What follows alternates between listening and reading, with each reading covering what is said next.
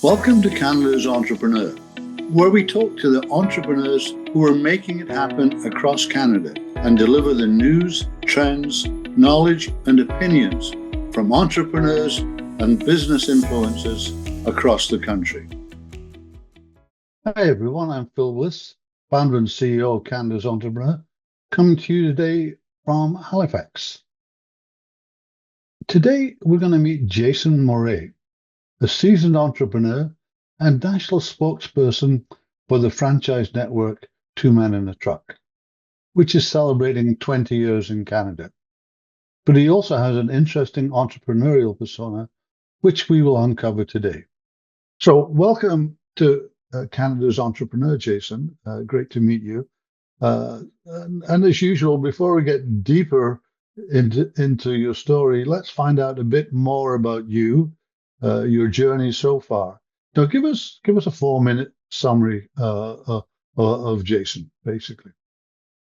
All right. Well, nice to meet you as well, Phil, and thanks for the opportunity to speak with you today. I'm from Prince Edward Island originally, PEI born and raised, and graduated from the University of Prince Edward Island Business Program. Mm-hmm. And shortly after that, I went and got my law degree at Bond University in Australia. Mm-hmm. And after graduating from law school, I returned back home to Prince Edward Island and practiced law at a firm in Charlottetown for about 3.5 years. But always had a passion for business and kind of a burning desire to get into the business world. And so about 3.5 years into my practice, I started contacting some local entrepreneurs around Charlottetown, around Prince Edward Island, to seek out advice on, ask them about their journey, not unlike what's going on here today with our discussion, and how they got started, and going through that process, it kind of ignited the fire even more, and ultimately, I about 3.5 years in, I left the practice. I gave my notice, and with the support of my girlfriend at the time, who's now my wife and mother of 2 daughters and family, without anything lined up, other than just, I was going to commit 100% to try to finding a business. And fortunately, going through that process and reaching out, cold calling entrepreneurs and asking them, for 5, 10, 15 minutes of their time, sit down for a coffee. You come across some pretty great people who are willing to share their story and give you some pretty good advice. And ultimately, one of those was a pretty well-known local entrepreneur in Charlottetown, Kevin Murphy, who's now my business partner and mentor.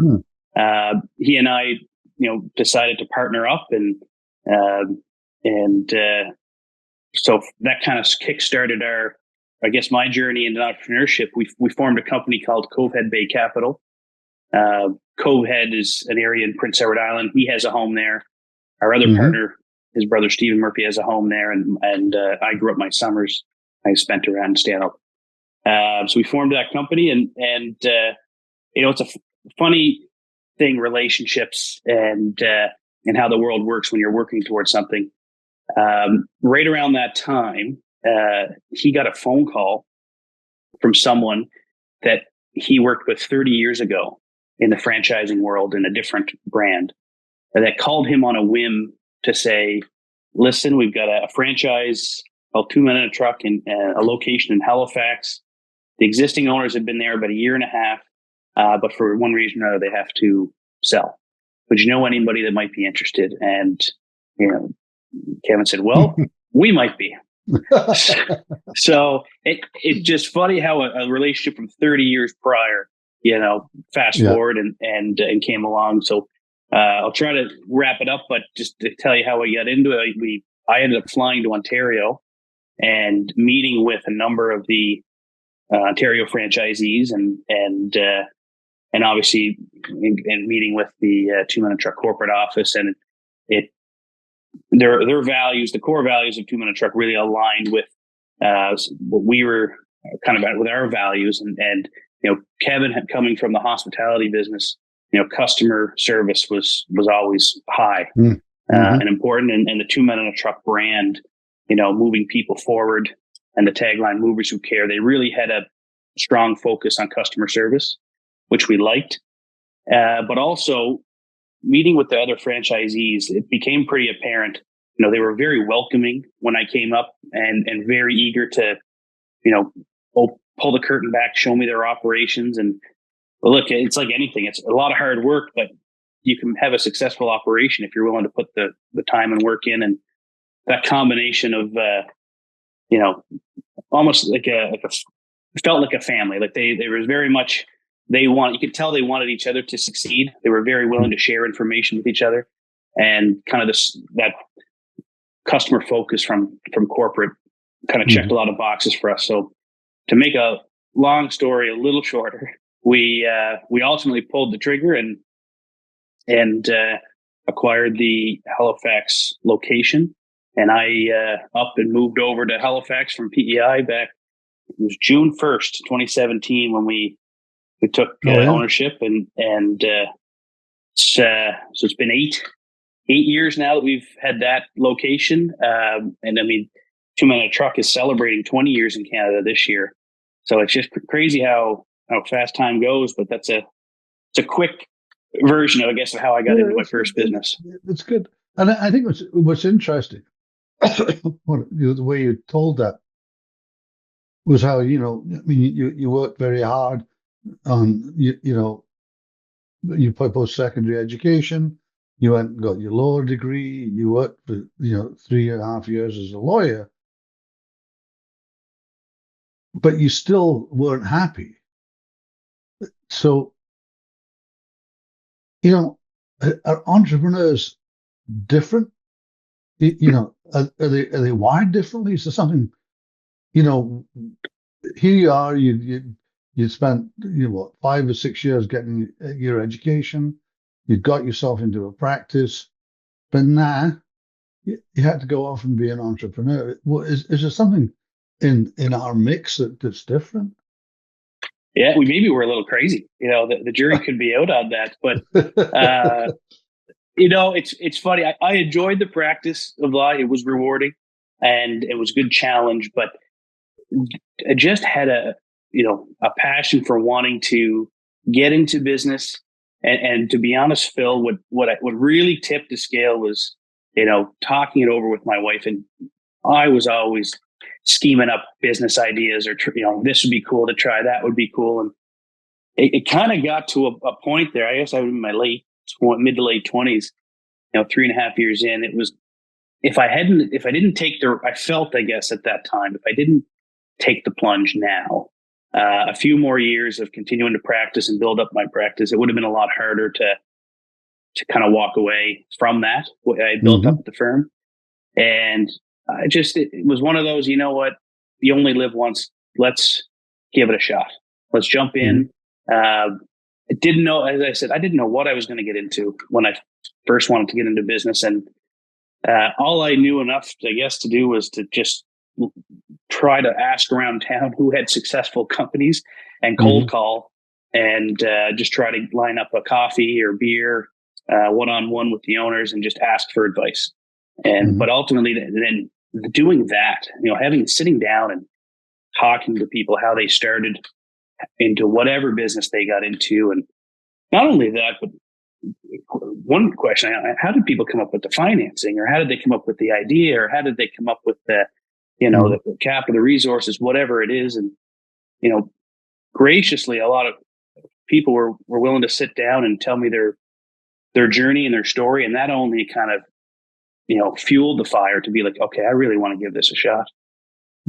So, why a franchise? You're pretty innovative, creative kind of guy. Why a franchise versus, finding something and going it alone kind of thing? Yeah, great question. And there's certainly pros and cons to both. Certainly with franchising, you have a network that you can draw from. There's brand recognition and awareness, presumably. It's been around for a little bit. Positive reputation built up, and a good amount of resources and and people you can call upon to kind of help you through that journey, right? And that's really a big strength of franchising, is that there's people that have been there and done that, and have kind of created a formula, if you will, that look, nothing works absolutely. So every market's different, but a guideline and resources and people that are there to help you. And certainly those are positives, but truth be told, we weren't targeting a franchise per se. That when we were trying to look into getting our first business, both of my mentors had been involved in their own independent, but also their own franchising businesses. One of my partners, Stephen Murphy, had owned a number of Wendy's and Tim Hortons business for a long time, so he was well familiar with that. And Kevin had been involved in a number of chain restaurant franchising businesses, as well as his own independent. So they had a good understanding of the pros and cons of both. But being my first one coming in, it was kind of a combination of two things, I guess. That one was that we felt like this brand and this franchise, the Two Men in a Truck brand, was strong. And having met with and spoke with franchisees, you could sense that there was a good, strong brand and a good team atmosphere, and you were going to get good support. So that was important. But also with this particular, acquisition of the Halifax location, it was early in its stage. It was a year and a half in that it had opened. Two Men in a Truck came to Canada in 2005, but the Halifax location only opened in 2015, and it was attractive to get in relatively early and be able to grow with the brand. And it's been a great journey for us so far. So,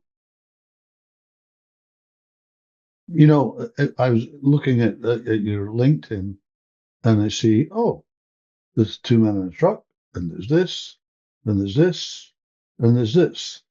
So I'm just interested in, from that side of things. You're part of. I think there was four organizations of different types. How does that work on the sort of business cycle? I'm just interested. Well, you need good people. You surround yourself with really good people. And been fortunate. I'll go back to it a lot, to having two really good partners and mentors, kind of helping me through all the journey, and we've been able to build on our portfolio, and we've actually recently had a successful exit on one of our companies as well, which was great. But really, to answer your question, you need to surround yourself with good people. You need to. There's a great line that Kevin always says. He's got a big poster behind his office that says, "It's all about people," and it's so true. The most important part of your business is people at all levels. Learning to work with people, overcome challenges together. How do you empower people? And it's the hardest, but also the most rewarding part of business. And in order to be able to kind of, as we've been able to add to our portfolio, we have the Stanfex properties, and we had USA, and we just had a recent exit on that, and COVID Bay Capital being our parent company. You need to surround yourself with good people in order to be able to do that, because it's impossible to do it all. Now, the flip side, if I can just, I should have started with this, is in the beginning in anyone's journey, you don't always have the benefit of having the capital or your business. It may not be at a size yet where you can have lots of people on board. So you end up having to roll your sleeves up and do a lot of it yourself. But over time, as you're able to add on, it's, you just keep to surround yourself with good people, and good things happen. So what's been the greatest challenge that you faced in this entrepreneurial life so far that you've been able to overcome? I guess I already hit on it, but I'll kind of expand on it more. And it's learning how, it sounds terrible, but I'll expand on it, is working with people or managing people. Even except, few businesses that maybe only have none or one employee or a sole employee owner, you're always going to be working with people in all facets within your own walls, but it also could be suppliers, could be customers, and managing people's, expectations and what motivates them or what drives them. Your business is only as good as the people that you have in it working with you, and kind of putting a team together. And something I, continue to practice today is always trying to learn, how do I work with people and build a better team? And that is something early on when you're getting into entrepreneurship, it really hits you right away. It's just the importance of working with people and how to hire and motivate and work through issues with people together, build a team and overcome, challenging people, whether it's within your organization or that are related, through another avenue. But I must say, it's one of those things you have no choice. You got to figure it out and kind of persevere with people. And it's, as you grow in your entrepreneurial journey, you start to work with some awesome, really, really great people. And it's not only is it the biggest challenge in terms of, how to do that and effectively and grow with it, build a team, but it is extremely rewarding when you start to put the pieces together in place and start attracting really good people, grow a company together with your team. That's ultimately where you get your excitement out of. So it's kind of a two-part answer, I guess. But yeah, people, it's the best part of your business, also the biggest challenge. So, you've been doing this for a while now, and you've obviously hit curves that you didn't expect. Is there a process that you've been able to, is there a way of managing those challenges that you've learned, that you could maybe pass on to people, because they can get pretty serious at times? Absolutely. Lean on people that you trust to ask for help, ask for advice. Both my two mentors I talk to every week, bounce ideas and problems I run into. I often talk with my team. We do daily on how to overcome, issues or barriers that pop up. But I reach out, with Two Men on a Truck. I reach out to my fellow franchisees every week and try what's working, what's not working. Here's the issue I'm facing. What did you guys do? Often people, when they run into challenge, they might think they don't want to tell anyone that that they've come across a problem. They almost want to try to figure it out on their own. And you learn quickly that ask for help and reach out to people who have been there, even if they're not in the same business that you're in. A sober second thought can go a long way when you are hyper focused on your business and, in the trenches, so to speak. Sometimes it's hard to see the forest through the trees and kind of pull yourself up and have a different perspective. So something I'm constantly doing is reaching out and just trying to pick people's brains, whether they're involved in my business or not, on how they would do something, just to try to get a different perspective. So if you could go back to when you were starting the business, is there something you wish you'd known that you know now that, that you kind of, oh, damn, if I'd known that at the beginning, I'd have done it faster, better, whatever? Oh, I'm sure there's lots. But you know what? I think I honestly feel what I would tell myself is, you'll get through it, is probably what I would tell myself. And what I mean by that is there are many times, it doesn't matter how well prepared you are or you think you are for obstacles that are going to come away or challenges that you might think you see on the road ahead.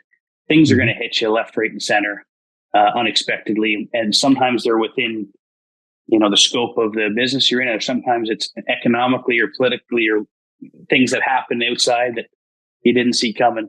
And it can certainly cause a lot of sleepless nights and anxiety and you face these challenges, and sometimes you think it's the world's just going to end, it's the end of the, it's everything's coming crashing down. And I think if I could go back, I would tell myself, listen, there's going to be bad days. There's going to be lots of them. There's going to be a lot of good days too. But when those bad days come, keep moving forward, keep pushing. It will pass, and brighter days are ahead. You don't need to you're going to be anxious when those days happen, and that's okay because it kind of kicks you into gear. And you want to focus on those problems to ultimately come up with a solution. But it's okay that you will get through those tough ones. That's good. So that's good advice. I mean, what's the best piece of it, in terms of mentorship and advice and things like that? What's the best piece of advice that you've received that you kind of, you keep in your back pocket because you it's you may need it to use it at various times? It was that. It was just that. Yeah. You keep going. You just keep going. Yeah. Just don't give up. And another one too, which I like, is celebrate your successes. So even the little wins. Life's too short. Business is hard. It really is. And even the little wins, celebrate with your team and enjoy the moment when you have some success, and share it with everybody, because there can be long days, especially early on. Yeah. So celebrate your wins. One of my ones is, and clear your head. Sometimes, I like that. Sometimes you just got to get away and clear your head and then come back fresh. Reset yourself. That's right. Unfortunately, we don't have a button here to reset ourselves. A good trip or a night away sometimes can do that. Oh, that's good. That's some really good stuff in there. It's sort of interesting, we talk about solopreneurs and whatever, and what you're telling me, even if you own your own business, you shouldn't be a solo. You should be linked to a network of people that for advice, for this, for that, for the next thing. That's a good thing. I like that you keep coming back, to people. That's it's all about people. It's so bloody important. It really is. Okay, that's the serious stuff. Let's have some fun now. No, you can leave your banjo up there. We won't get singing. I don't think you want me to play it anyway. I'm not very good. It was a Christmas gift. I'm still working on it. Okay. If you weren't doing what you're doing now, would you still be a lawyer? What would you be doing instead? I guess probably, but it's hard to imagine doing anything else at this point. So I guess I'd still be a lawyer. Okay. And what book are you currently reading, or what podcast you're listening to that you'd recommend to our audience? Yeah, I'm reading a book called The Franchise: The Business of Building Winning Teams. Great book. It's a sports business book. It's actually the author had interviewed a number of NHL executives and owners on what's the best formula. How do you win the Stanley Cup? And how do they put together their executive teams to ultimately put together their on-ice teams to try to, build a winning culture and a winning team? Very, very interesting book. I often try to either read sports books, business books, or best of both worlds, something that's combined. But two books I would, if I can give a 2-word answer, absolutely. 2 books I would recommend, especially young people looking to get into entrepreneurship. And both of these books were recommended to me early on. One's called The 1 Minute Manager, and it's a great book. It's a very short read.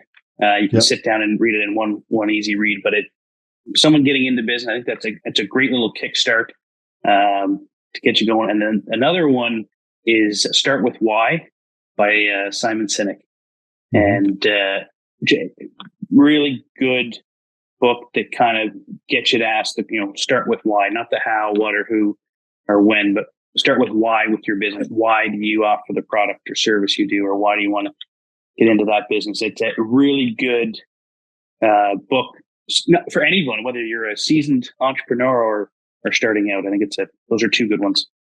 And I know you just subscribed to Canada's Entrepreneur, so we must be doing something right. So that's right. That's right. Let me get that there too. Okay, I was asked this one because I this is my data question. Are you a morning or a night person? I'm a morning person now.